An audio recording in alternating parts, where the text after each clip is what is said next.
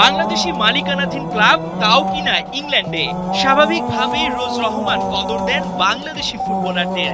গেল বছর জামাল ভুঁইয়ার সঙ্গে প্রায় চুক্তিও সেরে ফেলেছিলেন, তবে কিছু জটিলতায় শেষ পর্যন্ত আর হয়ে ওঠেনি। আমি তো এখন বাংলাদেশি ক্লাবের ওনার। আমার ধারণা এবং স্বপ্ন ছিল যে while I am the owner of the football club, আমার টিমের মাঝে অ্যাটলিস্ট 1 or 2 বাংলাদেশি প্লেয়ার। আর স্বপ্ন ছিল যে বাংলাদেশি ক্যাপ্টেনটা প্লে করলে তো এটা তো অনেক একটা বড় জিনিস আমার জন্য। বর্তমানে ইংল্যান্ডের পঞ্চম টায়ারের ক্লাবটি খেলছে ন্যাশনাল লিগে। টেবিলে 24 দলের মধ্যে ওদের অবস্থান 5 নম্বরে। প্রমোশনের লড়াই চালিয়ে যাচ্ছে দি আয়রনরা। প্লে অফে দুর্দান্ত কিছু করলেই চতুর্থ টায়ারের দরজা খুলে যাবে ওদের। ঠিক যখন প্রমোশনের দ্বারপ্রান্তে স্থান তখন খুশির নাম হতে পারেন সমিত সোম। কানাডিয়ান প্রিমিয়ার লিগে খেলা এই মিডফিল্ডার প্র্যাকটিস করছেন দি আয়রনদের সঙ্গে। ক্যাভালরি এফসির সঙ্গে 3 বছরের অধ্যায় শেষে নয়া ঠিকানা খুঁজছেন সমিত।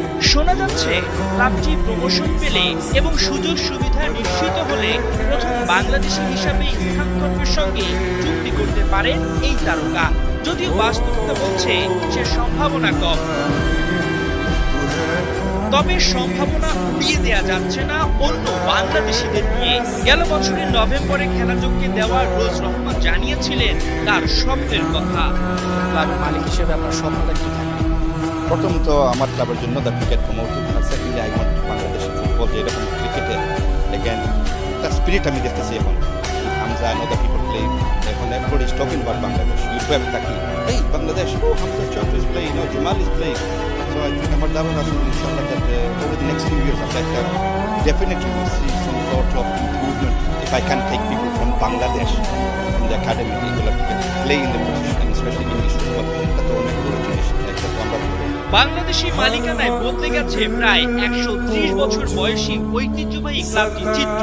এবার পালা বাংলাদেশি ফুটবলারদের সঙ্গে চুক্তি করে নিজেদের আরো শক্তপোক্ত করা।